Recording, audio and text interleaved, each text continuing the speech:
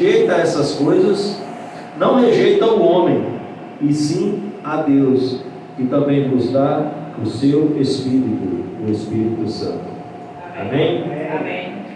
Vamos orar mais uma vez. Santo querido Deus, muito obrigado por essa leitura. Pedimos que o Senhor nos ajude nesta hora, Senhor. Ó Deus, que a Tua palavra edifique cada um de nós aqui nesta noite. Tem misericórdia de cada um de nós, Senhor. Em nome de Jesus.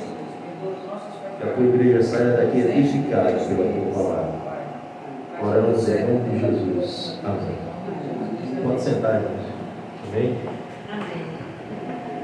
Irmãos, dando continuidade à série de mensagens Vivendo com Esperança, na primeira carta de Paulo aos Tessalonicenses, nas introduções de cada mensagem já foi dito aos irmãos sobre a plantação dessa igreja, sobre como surgiu essa igreja, foi falado do tempo que Paulo passou nessa igreja, não é? Mas é bom lembrar alguns poucos aspectos dessa carta, em que Paulo tem como objetivo principal alertar a esses irmãos, trazer a esses irmãos a esperança da segunda vinda de Cristo. A principal dúvida dos irmãos tessalonicenses era acerca da segunda vinda de Cristo. Paulo também, nesta carta, ele faz algumas defesas acerca do seu ministério. Paulo estava sendo acusado de ser um mercenário ou um ganancioso. Paulo estava sendo acusado de que a sua motivação em sua pregação não era o amor pelos tessalonicenses, mas sim o amor pela fama, o amor pelo dinheiro, o amor pelos aplausos, o amor pelo reconhecimento. Então, os primeiros capítulos, Paulo vai tratar nessas questões.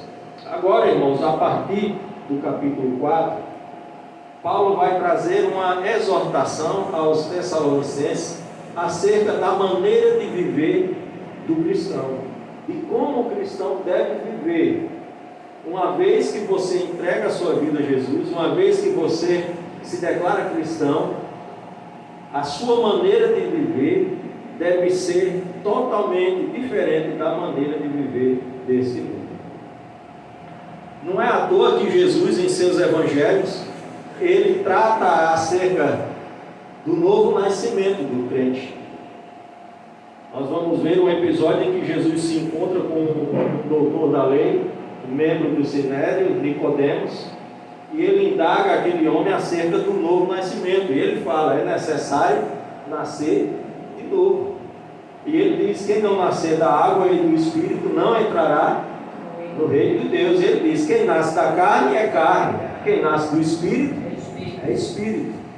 Quando Jesus diz isso, diz que quem nasce da carne é apaixonado e vai praticar as obras da carne.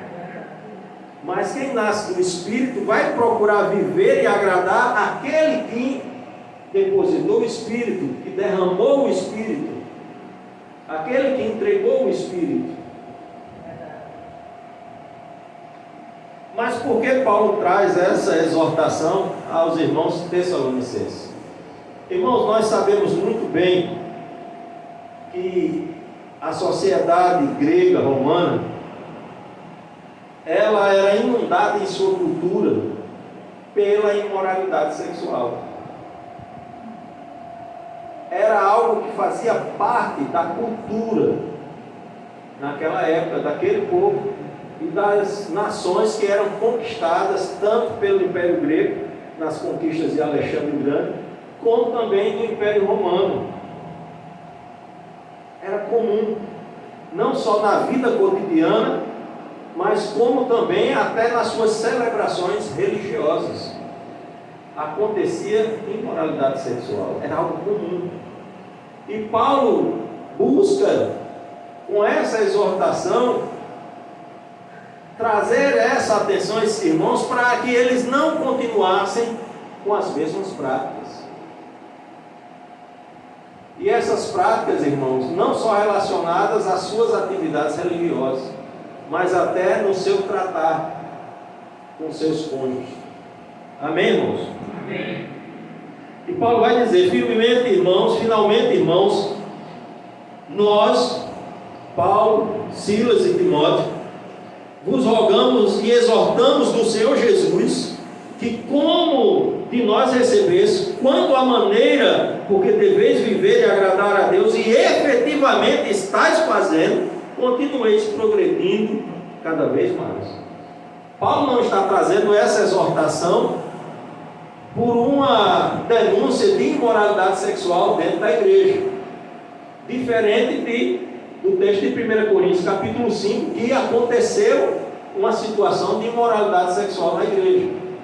Não, Paulo está alertando esses irmãos, exortando eles para que eles continuassem vivendo, se abstendo da imoralidade. Que eles continuassem vivendo e seguindo os ensinamentos que foram recebidos, tanto da parte de Paulo, como da parte de Timóteo e Silas. Como assim, pastor? Vivendo uma vida de santificação. Quando nós nos convertemos, irmãos, nós entramos em um processo. E esse processo de regeneração, de santificação, é um processo contínuo. A conversão não tira totalmente do nosso coração a nossa natureza pecaminosa. Ela não anula os nossos desejos carnais. Mas agora, como ilustrado por um índio que foi evangelizado, e o evangelista, uma vez voltando àquela aldeia, perguntou como é que o cacique, estava se sentindo depois da conversão a Jesus Cristo. E o cacique, ele vai dizer: eu me sinto como se dentro de mim estivesse um urso lutando contra o leão, ilustrando a luta da carne com o espírito. Então essa natureza, as nossas paixões, os nossos desejos, a natureza pecaminosa, ela continua. Ela não foi aniquilada ainda. Nós entregamos a nossa vida a Jesus, nós somos cristãos, nós estamos em uma caminhada rumo à Nova Jerusalém, nós acreditamos no nascimento de Cristo como obra do Espírito Santo, acreditamos na sua ressurreição e acreditamos que Ele vai voltar para nos buscar. Amém. Mas isso não anula em nada a natureza que ainda está dentro de nós. E se a gente, irmão, se o cristão ele relaxar um pouquinho que seja, essa natureza volta a tomar conta da sua vida. Por isso que Paulo começa o capítulo 4 exortando esses irmãos a permanecerem firmes nos ensinamentos que eles tinham recebido da equipe missionária, de viver em acordo com a palavra de Deus, irmãos. Olha só o que diz o texto de Filipenses 1:27. Somente deveis portar-vos dignamente conforme o Evangelho de Cristo, para que eu vá e vos veja, quer que esteja ausente ou ouça acerca de vós, que estáis no mesmo espírito, combatendo juntamente com o mesmo ânimo pela fé do Evangelho. Precisamos viver como? De forma digna do Evangelho de Cristo. Significa que eu não posso mais viver como eu vivia antes. Eu não posso mais achar normal as coisas que eu fazia antes. Eu não posso mais achar normal ficar nas redes sociais olhando coisas que vão ferir a santidade de Deus, que vão quebrar a minha comunhão com Cristo e a minha comunhão, se eu for casado ou não, com os meus familiares.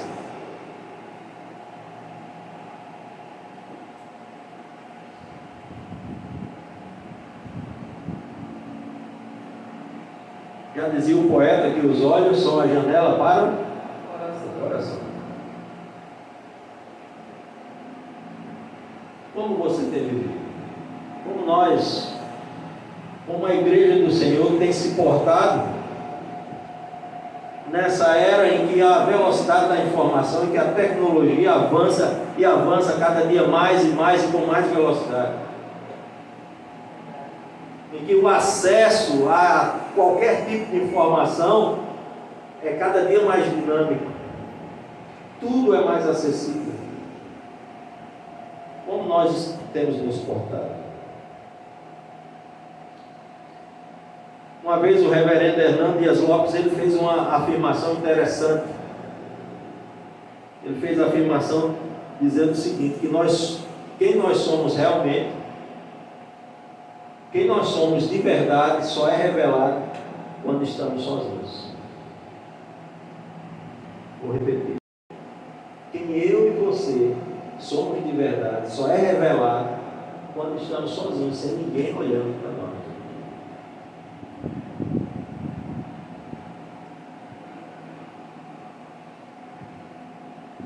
Porque quando nós estamos sozinhos, a tentação ela é mais forte.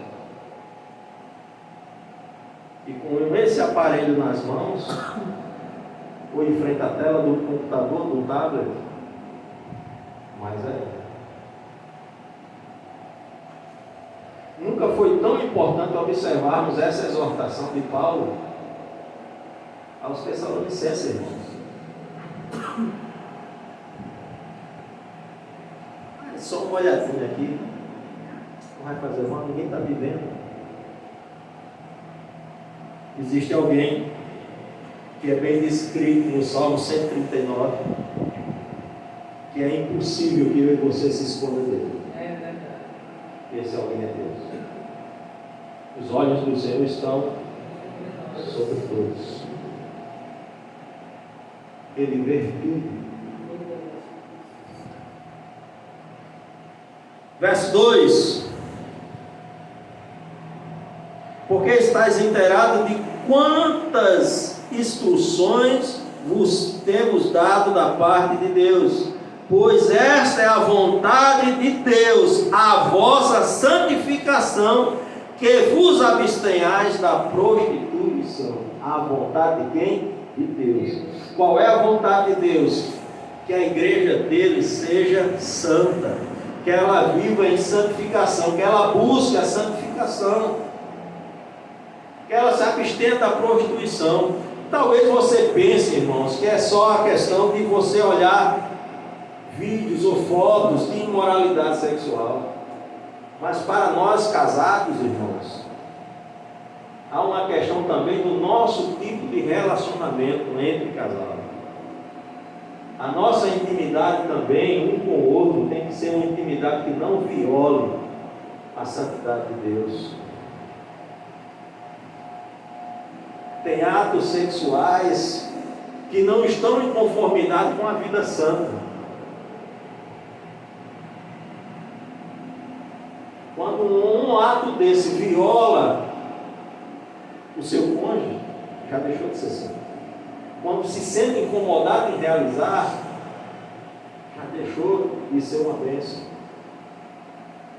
Às vezes nós estamos praticando, irmãos, a prostituição dentro dos nossos quartos, sem nos darmos conta. Quando nós vamos lá para a carta de Paulo aos Romanos, no capítulo 1, ele vai fazer algumas colocações sobre a ira de Deus que vem sobre os homens. E ele vai dizer em alguns momentos que tanto o homem como as mulheres mudaram a forma natural de suas relações. Esse texto, irmãos, não se aplica só a casais homoafetivos. Existem casais héteros que estão alterando a sua forma. Estão violando a santidade, estão abandonando a santificação, deixando o uso natural dos seus corpos e adotando usos que não são naturais. Cada parte do seu corpo foi projetada por Deus, amém? Amém, amém, irmãos? Amém. Tudo que Deus planejou foi bem planejado e tudo tem um propósito e um objetivo, amém? e ele deve ser usado da forma a qual quem projetou para ser feito, para ser realizado. Deve trazer prazer, alegria e felicidade e honra. Deve honrar um ao outro, deve honrar também a Deus. Nós devemos honrar também a Deus em nossas relações, uns com os outros, de marido e mulher também. Nós devemos ser santos também dentro dos nossos quartos. Paulo está exortando esses irmãos tessalonicenses, irmãos, como eu disse na introdução, porque era uma sociedade em que a imoralidade sexual fazia parte da sua cultura, era cultural. Está diferente dos dias de hoje? Está diferente, irmãos. Só é você entrar ali em uma universidade federal e você passar na área de humanas e você vai entender o que eu estou dizendo. Ou você assistir vídeos no nosso caso aqui, do Carnatal, ou os bares em Ponta Negra, as festas. O que é que está acontecendo hoje nesses lugares? E o que é que está acontecendo também, irmãos, nas nossas reuniões de jovens da igreja? Nas nossas reuniões de casais.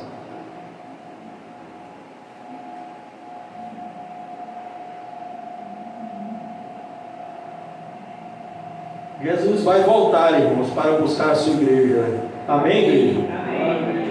Amém, irmãos? Amém. Você crê? Eu creio. Que Jesus vai voltar para buscar a sua igreja? Eu creio. Mas Jesus quer encontrar uma igreja santa. Jesus não vai levar uma igreja moral.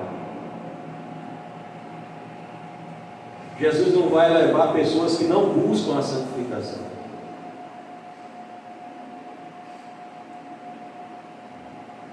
Cristianismo, irmãos, é uma religião de renúncia. Isso significa que aquilo que você acha, aquilo que você pensa, não importa. O que vale é aquilo que a palavra de Deus diz, aquilo que ela ensina, aquilo que ela orienta. É isso que devemos seguir.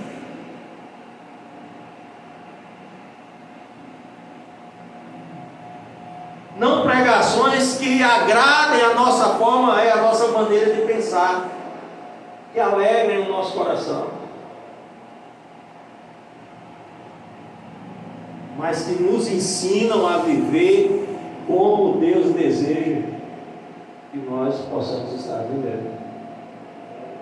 Paulo vai dizer, irmãos, porque estáis inteirados de quantas instruções vos temos dado da parte de Deus, pois essa é a vontade de Deus, a vossa santificação, que vos abstenhais da prostituição.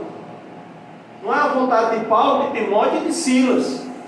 É a vontade de Deus, que o povo dele busque a santificação. Que quando a tentação aparecer na frente dele, ele corra. O texto de Tiago vai dizer: resistir ao diabo e ele fugirá de vós. Resistir. Irmãos, é hipocrisia. Todos nós vamos sentir desejos. Todos nós, sem exceção, do mais novo ao mais jovem. Mas o importante é qual a resposta que você vai dar a esse desejo que você está sentindo. Se você vai resistir ou se você vai se entregar. O povo de Deus é desafiado a viver uma vida de santificação, não uma vida de imoralidade. E Paulo está dizendo isso, exortando os irmãos tessalonicenses. Mas pastor, o que isso tem a ver, pastor, com a vida e convivendo com esperança? É porque só a esperança e a certeza de que Cristo vai voltar para buscar a sua igreja nos faz ter força para resistir aos desejos carnais. Irmãos, nossos antepassados nossos irmãos do primeiro século e nossos irmãos do Oriente Médio, na atualidade, estão entregando as suas vidas, literalmente, por esse evangelho, por essa palavra, por essa mensagem. Ninguém entrega a vida por uma mentira, irmãos. Ninguém está disposto a morrer por uma mentira, por um engano. Só se morre pela verdade.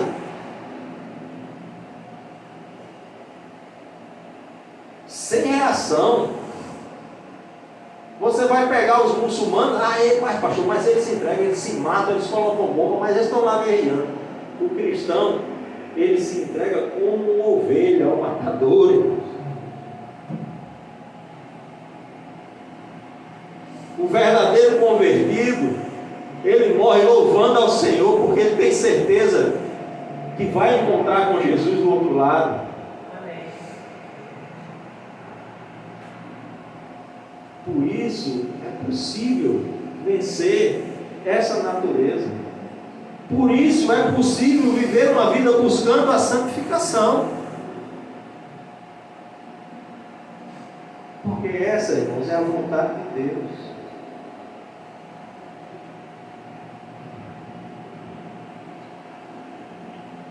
Verso 4 vai dizer: e cada um de vós saiba possuir o seu próprio corpo em santificação e honra.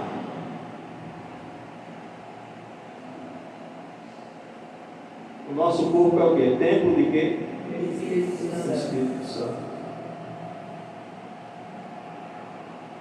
Há lugar para imoralidade sexual, para atos de imoralidade no templo do Espírito Santo, irmãos?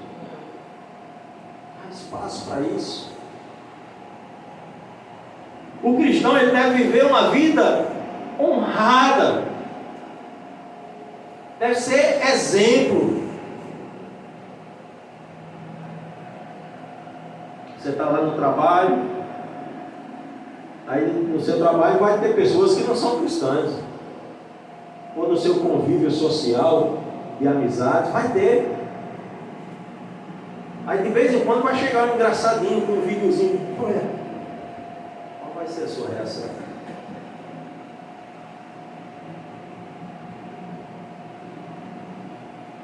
Se você agir como eles, você está desonrando o Senhor. Mas quando você se posiciona, irmãos, tenha certeza, eles vão se sentir constrangidos até de ver isso próximo a você. Já houve um tempo em que os ímpios tinham vergonha de mostrar imoralidades para o cristão. Chegou o tempo agora que os cristãos estão levando para os ímpios ver. Por isso, essa mensagem de Paulo aos Tessalonicenses, no capítulo 4, essa exortação é tão atual para nós hoje. É uma exortação para nós, é um chamado para viver uma vida de santificação. Verso 6. E que nessa matéria ninguém defraude seu irmão, porque o Senhor é contra todas estas, o quê? É contra toda imoralidade sexual. Deus é vingador, amém, irmãos? Você não tem dúvida disso não, né? Pecado vai ter consequência. Ah, pastor, mas a gente vai orar, pede perdão, Deus perdoa, porque as misericórdias do Senhor se renovam a cada dia, amém? Eu creio. Ele vai perdoar você, mas você não vai sair sem consequência do seu erro, de uma forma ou de outra. Deus perdoou Davi, amém? Perdoou. Homicídio, adultério e homicídio. Deus perdoou. Mas olha o que aconteceu na vida de Davi. Assassinato entre irmãos, incesto, estupro entre irmãos, e o filho dele se deitou com as mulheres dele na frente de todo Israel. Tudo que o profeta Natan profetizou aconteceu. O que você fez, assim diz o Senhor, o que você fez em oculto contra Israel, o Senhor fará você passar aos olhos de todo Israel. Assim aconteceu. Há consequência. Por isso, irmãos, é melhor o que? Resistir. É melhor resistir. É melhor buscar a santificação. Verso 7. Porquanto Deus não nos chamou para a impureza, e sim para a santificação.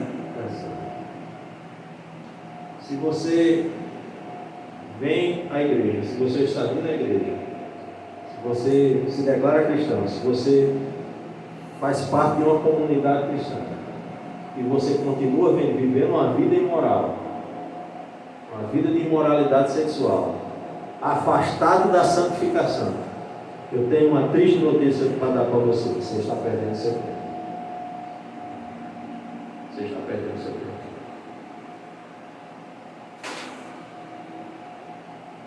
Sem santidade, ninguém verá. Jesus nos chamou para ser sal e luz de quê? Desse mundo. Nós temos que ser diferentes. Mas para isso, irmãos, é preciso ter coragem.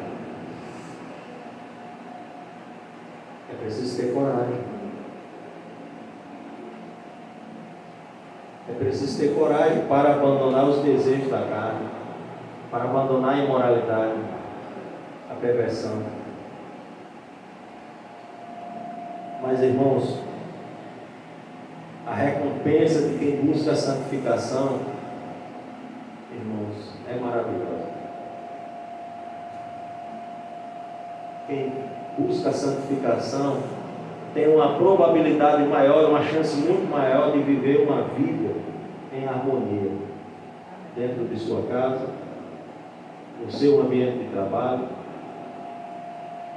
no seu convívio na igreja. E mais ainda, quem busca uma vida de santificação desenvolve um relacionamento verdadeiro com Deus. Você tem noção que isso desenvolver um relacionamento verdadeiro com Deus? Tem pessoas que só se lembram de Deus na hora da angústia. Passa o tempo todinho mal atolado na imoralidade sexual, mas quando a calamidade bate na sua porta, corre para os pés de Jesus. Não era melhor ter buscado a santificação antes? E às vezes Deus permite que algumas situações aconteçam porque Ele ama tanto você, que Ele permite que a calamidade venha para a sua vida para você abandonar a imoralidade e buscar a santificação. Já dizia outro grande pastor do nosso tempo, contemporâneo, Paul Washer, ele vai dizer que a pior coisa que Deus pode fazer contra uma pessoa é deixar ela viver a vida dela do jeito que ela quer. Salmo 73, que nós trouxemos uma reflexão aí na quarta-feira, o salmista Asaf, ele vai questionar a prosperidade dos ímpios.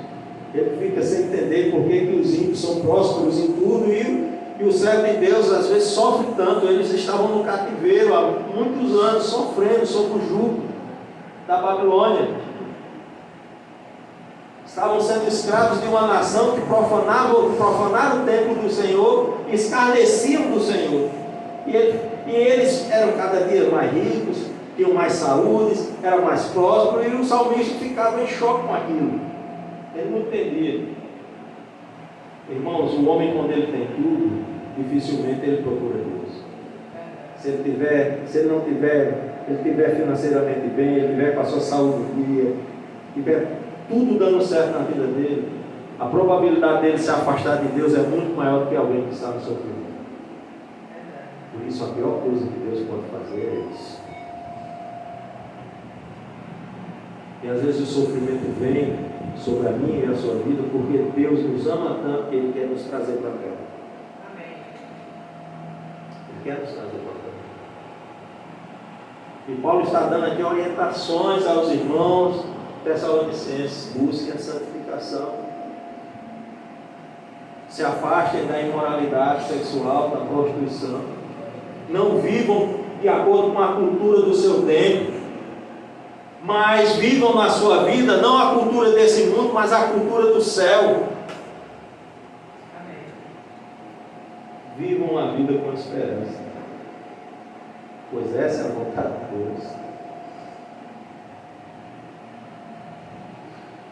E ele finaliza, irmãos, no verso 8, dizendo: de sorte que quem rejeita essas coisas, o que? Os ensinamentos. Quem rejeita a palavra de Deus, quem rejeita uma vida de santificação, quem rejeita o Evangelho, quem rejeita Jesus Cristo,